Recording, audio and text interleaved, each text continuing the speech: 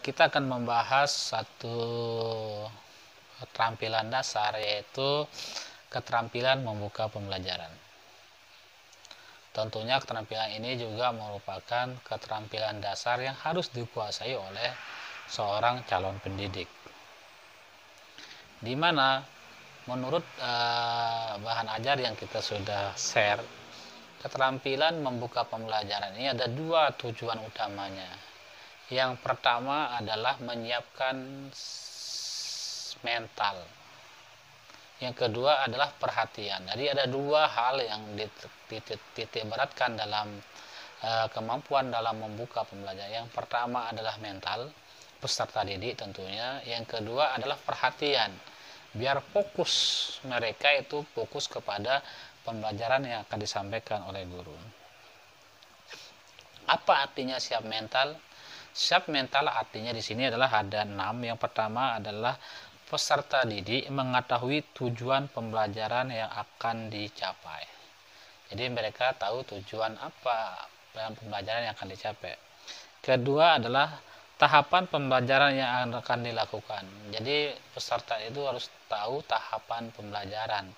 Yang ketiga adalah peserta didik tahu permasalahan pokok yang harus diperhatikan. Yang keempat adalah tugas yang akan dikerjakan untuk menguasai pelajaran. Jadi dia sudah tahu tugasnya. Yang kelima adalah peserta didik tahu manfaat yang diperoleh dari pembelajaran yang akan dilalui.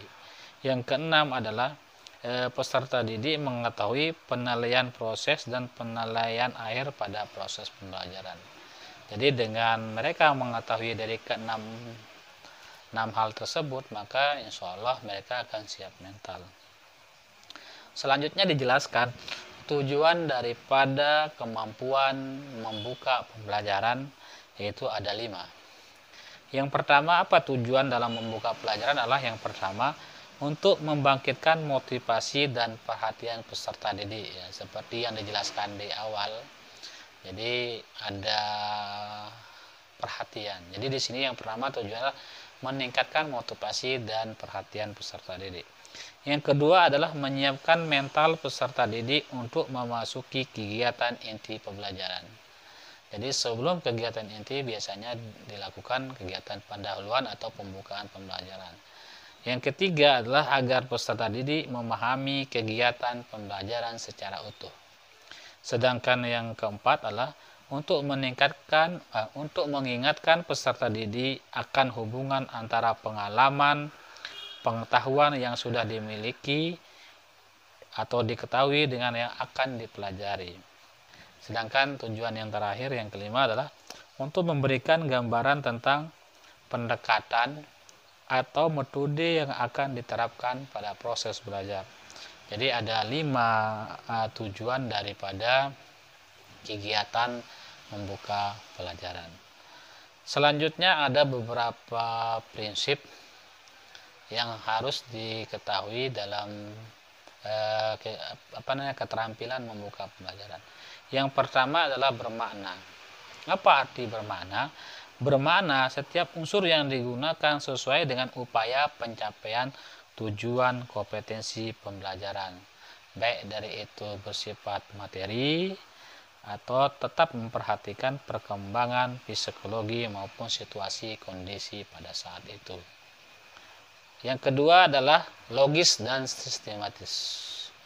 Jadi apapun yang kita lakukan di dalam membuka pembelajaran itu harus logis, harus tertata rapi sesuai dengan perencanaan, tidak boleh asal-asalan atau terkesan kegiatan itu dipaksa-paksakan.